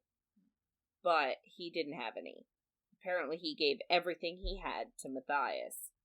So she said she wanted it so bad, but it scared her. But, like, she did beat back the need for it. But last night, it was her first time using her powers. So I guess she had to tailor herself. She tailored the black circles under her eyes. And when she did that, she got such a hunger for the parem, she almost ran out of the gambling hall to look for some. And the only thing that kept her in that room with that Smeet, is that his name? Yep. Smeet guy. The only thing keeping her there was thinking of Inej. And not leaving Inej to Van Eyck, because she knew that Inej would never do that to her. But later that night, when everyone was asleep, she went through all of Matthias' stuff, looking for it, and couldn't find it. So she thought, well, maybe he's wearing it. Like, maybe it's on the stuff he's wearing. So then she gets in bed with him and starts looking through his pockets, making it seem like she's, like, looking for sexy times. Mm-hmm. Like, he woke up and he was like, what are you doing? And she was like, oh, like, kiss me, like, be with me. And he was, and he was like, everybody is around. And she was like, we'll just have to be quiet then. But, like, so she was making it seem like she wanted to be intimate, but really she was looking for the parem. He woke up and he saw right through it, which, like, good for him, man. Yeah. I'm impressed. I feel really bad for both of them, actually. Yeah, it's sad. So he tells her that he doesn't have it, that he gave it all to Kaz. She's obviously not going to go slip in bed next to him and go through his clothes. Right. So she just sort of cuts her losses and goes to sleep. But, like, Matthias also, like, he doesn't hate her for it. Like, he's not mad at her, which I actually really appreciate. Mm-hmm. Like, he could tell right away that she was using her wiles to try and get what she wanted, mm-hmm. but he just wasn't upset. He was just like, just go to sleep, like, and that was it. I don't know. I really appreciated this about him. Yeah, he was very sweet in the moment, which, like, almost, I think, made her feel worse. But yeah, she also needed it so hard. Yeah. So she wakes up actually just as Kaz, Jesper, Matthias, and Wylan get back from escaping the university, and obviously Jesper's dad is with them. And they get sort of the full story of why his dad was there. his dad explains that he got a letter from the bank that he needs to pay his loan in full. And Kaz sort of figures out that, I mean, this was all sort of a ruse, and that his dad has become bait. Like, they were using him to lure Jesper out. But his dad said that, like, he came because he couldn't get in touch with his son. So they all lie pretty terribly, if I might add. Yeah. Like, they all come up with this lie on the top of their heads that Jesper was trying to get him the money and was duped. Like, sort of the way Kaz was duped. Yeah. And they also then... So, like, that's lie number one. Then they all lie again and tell them that they're all students. And that the authorities can't help them. Because that's, I guess, the first thing. His name is Colm. No.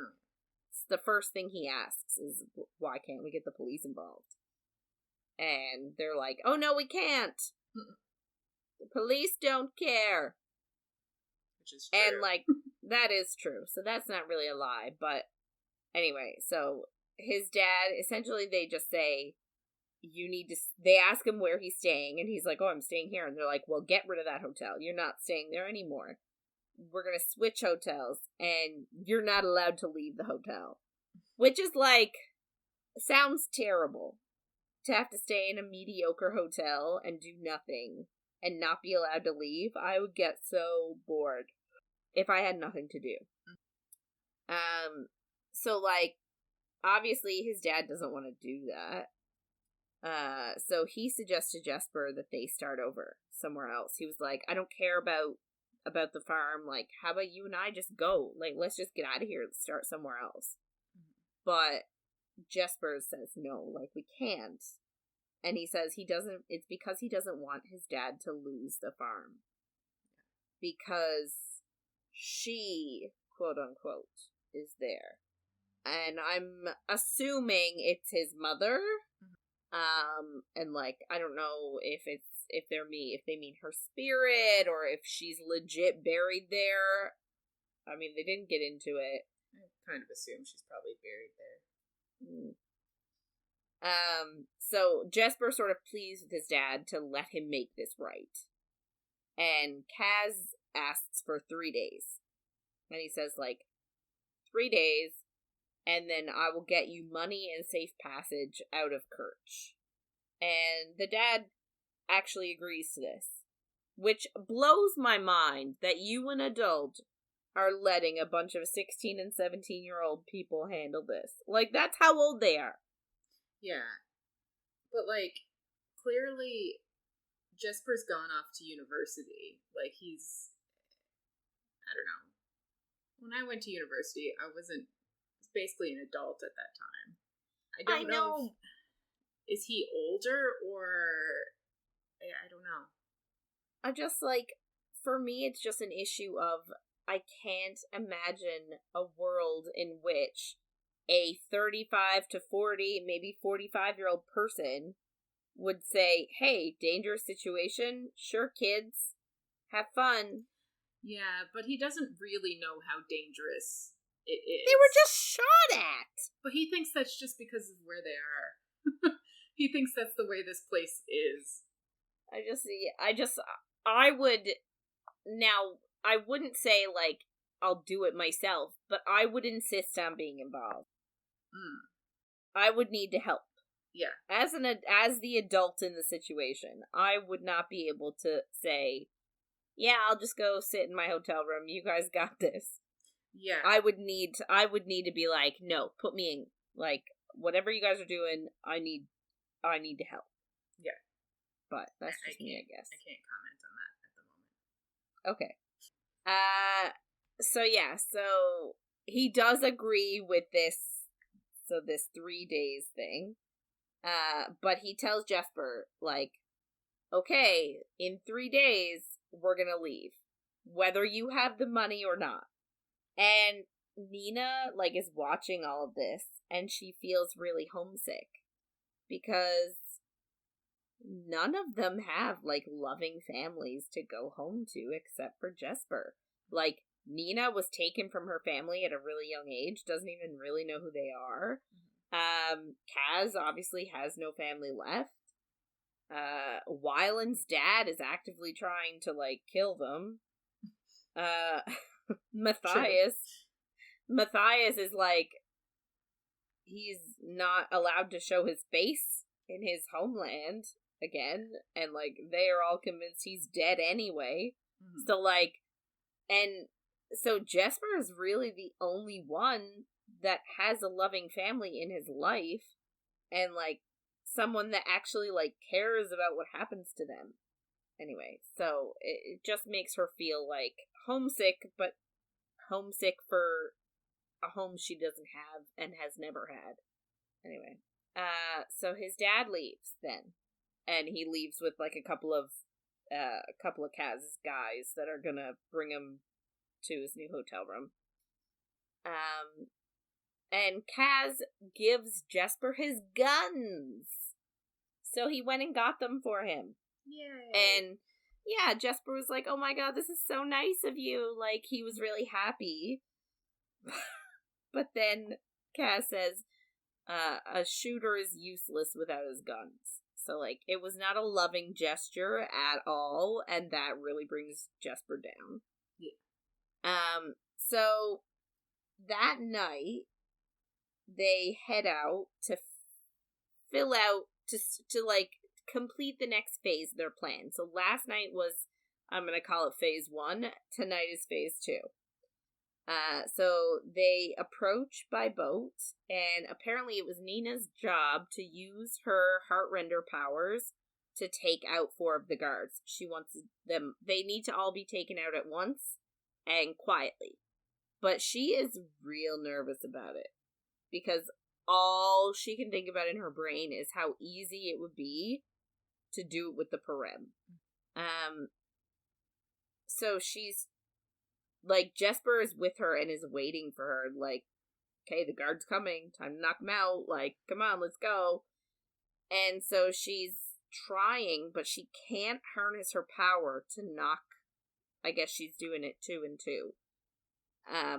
So she can't use her power to take the first 2 guards out. And one of them notices them and tries and is like, identify yourselves, like, tell us who you are. And all of a sudden a blinding rage takes over her, and a cloud of dust swarms the guy and, like, essentially fills every orifice he has, and he dead. Yeah.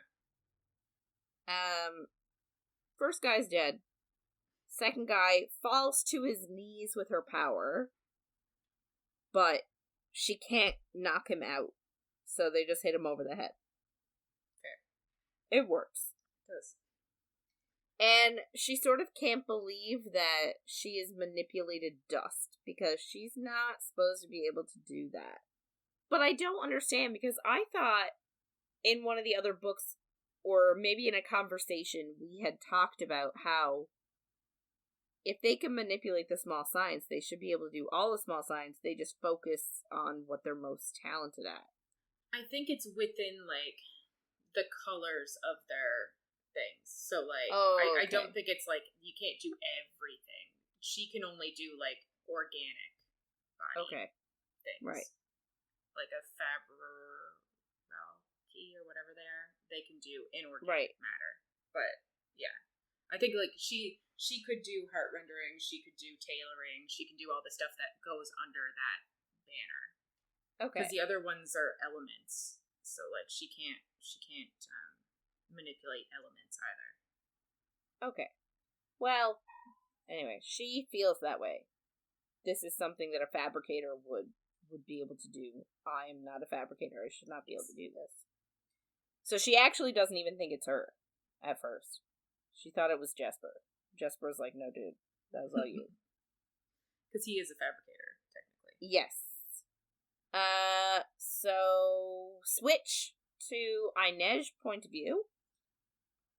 So she woke up after being put back in her room, cell, whatever. So she woke up, she was hungry, but nobody came with a tray. So, like, she was getting regularly fed, but she said Vanek, like, already played his hand, I guess. He didn't need to try and, like, turn her anymore. Like, he was done with the whole good cop, bad cop sort of scenario.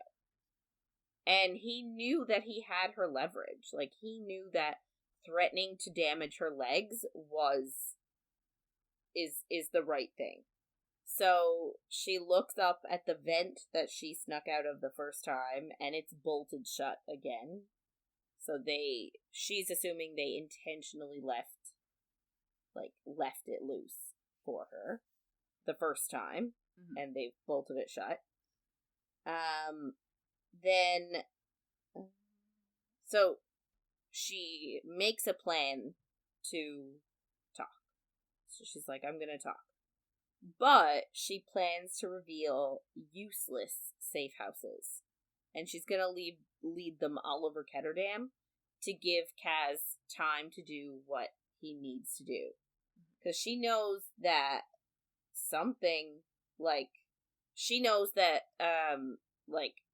that Kaz is doing something. She just doesn't know what. So she wants to give him time to do it. So she's planning on talking, but she's going to give them all useless information. And I'm just like, it's a good idea, but do you really think that he hasn't thought of this? Vanek, I mean? Yeah. I don't understand. Like, it was really dumb. I don't think... She was never going to be able to give him what he wants. It's just dumb to even try to get it at... Well, I guess you kind of have to try to get information from her. She's what you have. But, like, Kaz is never going to go somewhere that she could lead anyone to. It's just... Yeah.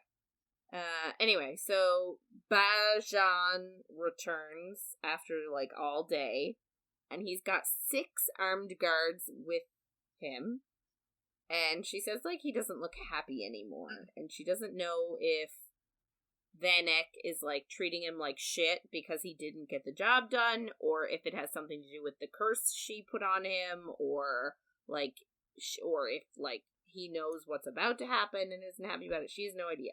She just knows he's not happy. So they take her back to the theater, and she tells Vanek that she's ready to talk. And she starts telling him of all these places, but he says, like, really, I know that these are not real. Like, I know these are fake leads. And he then tells her that Kaz is actually coming to rescue her. And that Kaz has let him outsmart himself. And apparently Vanek has planted leads to make sure he comes here. And he's got a trap laid for over 30 men. Like, there's 30 dudes in the audience, like, ready to go. He's so fucking dramatic. I know. It's amazing. And he tells Inej that he thinks that people like Kaz are, like, blights on the community and should be essentially exterminated, which is like, hey. But, like, also sort of compliments him at the same time, because he's like, the kid has a brilliant mind and could rule the city. Like, he could rule the city one day, but instead he leeches off of working men. Blech. I mean, like, it's a circumstantial thing. Leave him alone. But his plan is to capture Kaz and either torture him for Kuai's location, or torturing Inej in front of him and making him watch, to get the information that he needs out of him. But he also says he wants to break his fingers first. Just for good measure. There you go. It's because he always wears gloves. Everyone's real obsessed with that fact. They are, yeah. So they hear footsteps, and they think that Kaz is coming, and, like, Inej is, like, freaking out, because she's like, I don't know how he's gonna get out of this one. But it's a boy that is, like, a runner or something for Vanek, and he's got a letter from Vanek's lake house. So, turns out, Kaz and the others weren't breaking into the theater. They actually broke into Vanek's lake house and kidnapped his pregnant wife. Ha! It's amazing. It is. It's so good. I love it.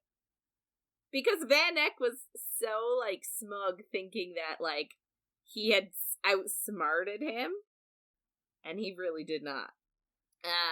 Anyway, the note is a demand for an exchange. Inej for pregnant wife. And, like, Van Eck is pissed.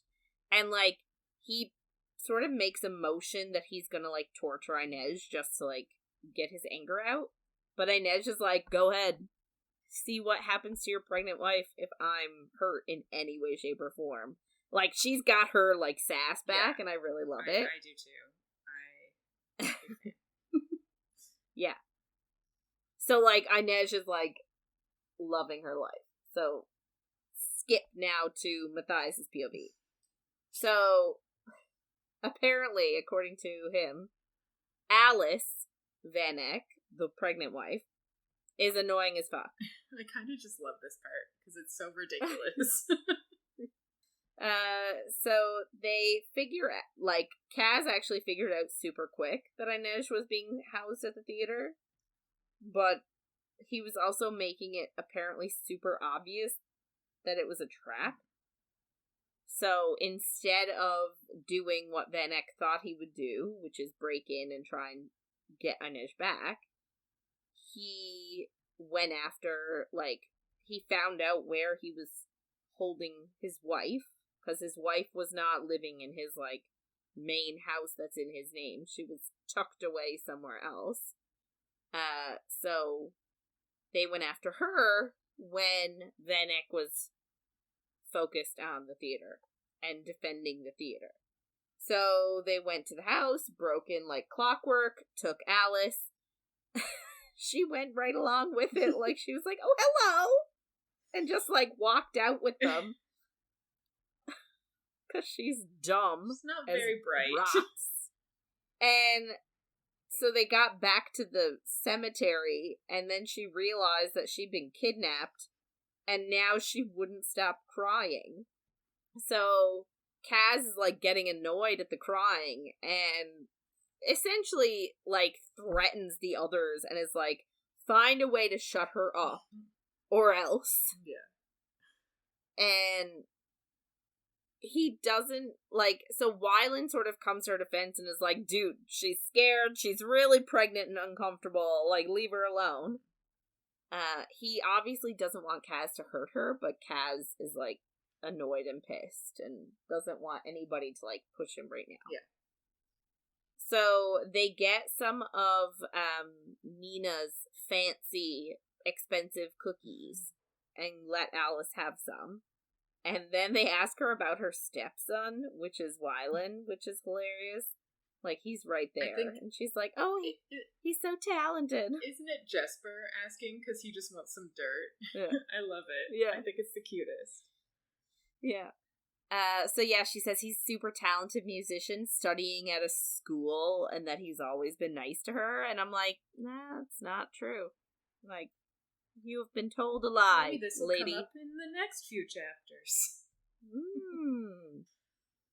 So, of course, so, like, she was a bit distracted while she was eating the cookies, and then all of a sudden, because they brought up Wylan the stepson, it reminds her of home, and she starts crying again.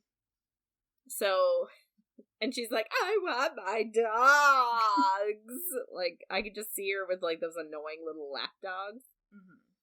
Ugh. So, Matthias takes charge, because he remembers what his mother was like when she was pregnant with his sister. So, he gets her a cool compress, and then he rubs her feet, and, like, I wouldn't do that if I would not do that. If it was somebody I loved, yes. Would I do that to a rando that I'm just using for money? Absolutely not. I don't really care. It just feels like a very intimate gesture. Like, to me, that is something a husband does for his wife. Yeah. You know what I mean? Like, you're rubbing your wife's aching feet because she's pregnant with your child. I can see that, but it's just obviously not in this situation. They're just trying to get her to shut up. I guess. They're trying everything, I guess. Anyway. Yeah. So he sort of promises that no one will harm her and asks, like, what makes you happy? And she says she likes having her hair done and she likes singing. So he's like, well, then by all means, sing. So she sings. And she doesn't stop singing. Like, it's continuous.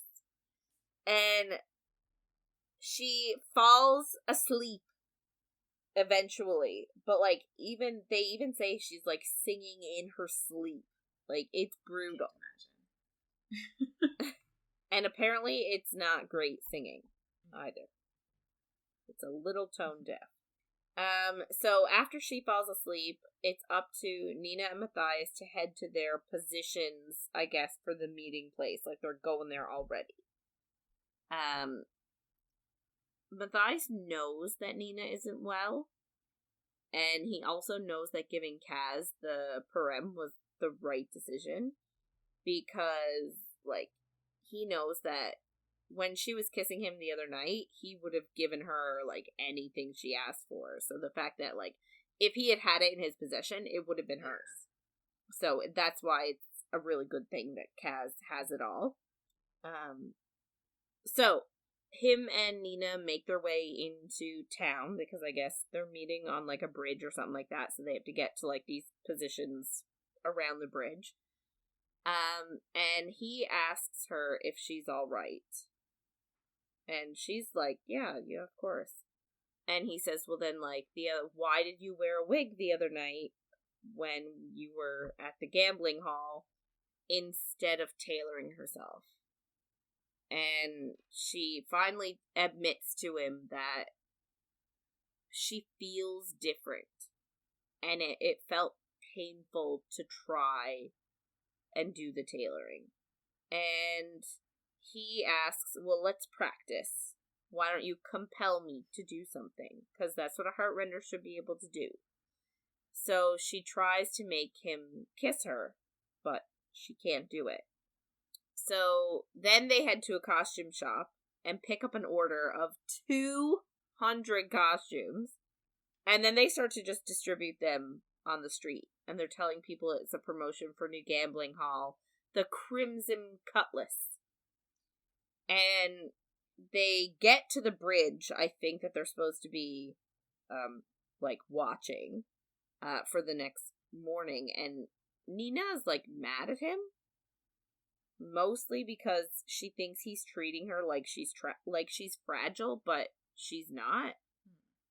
And, like, I see what she means, but I also, like, I don't think that's entirely fair. I think both of them are dealing with a situation that is completely out of their depth, and he's just trying to do his best. I get that. But I also, like, she doesn't understand what's happening to her, so she doesn't even know how to explain it to him. Because, like, she did try to tailor herself, and she couldn't do it. And, like, nothing is the same as it was before she took the parem. Like, her power is not working the same. She doesn't know why she was able to use dust when that's not something she should have been able to do. So she's just very confused. Yeah. Anyway, so they part ways, and Matthias makes his way to his section and signals to Jesper that he's here. And I guess they slept for, like, a little bit in between this, because, like, the time has now come for the exchange. So Matthias is, like, watching with a spyglass, and he sees Kaz and Inej approach each other, and Alice is obviously there, and Inej is there. And they're about to make the exchange when Jesper starts signaling with his little mirror, frantically. And Matthias is then trying to signal Nina, and he can't stop worrying about her, but he realizes, like, oh shit, trouble is coming. Like, there's something coming. And they don't know what it is. And that's the end of chapter 8. It's unfortunate. So we're leaving off on a decent cliffhanger, which I love when that happens. Like, I love when we leave off on, like, a good spot. No, it's good. So yeah. That's our first week of Crooked Kingdom all done. Yeah. It's great. So, I'm really excited to see where this book goes. I know you've read it, so you know all of the little bits and bobs that are going to come out. I don't, apart from one major spoiler that I've got, but, like, other than that, I don't know anything. Yeah. And I'm really excited to get into it. Yeah, and one of the things I like about this book and about Six of Crows is that, like, you don't really know what's going to happen. So, in Six of Crows, you thought you knew the plan, and then shit started happening, and you were like, what the fuck is going on? Like, why is this happening? And then it was all like, that was meant to happen. This is perfect. And you're like, it wraps up cleanly, and you're like, how? And this book is kind of the same way, and I really like that in a book where I don't really know what's gonna happen. Yeah. Lovely. Well, I'm excited. I love a good heist. Yeah. So I guess we're gonna wrap it up for this week. If you want to get in touch with us and share your thoughts on anything you heard in our episodes, or if you have any book suggestions for us, please reach out to us by email at coffeeandcoread@gmail.com or on Instagram, Facebook, or Twitter at coffeeandcoread. Yeah, so next week we're going to do the next part, which is chapters 9 to 16. So make sure to follow along. And if you're enjoying our chats, don't forget to follow, rate, and review wherever you get our content. Thanks for listening, everyone, and we'll see you on the next page.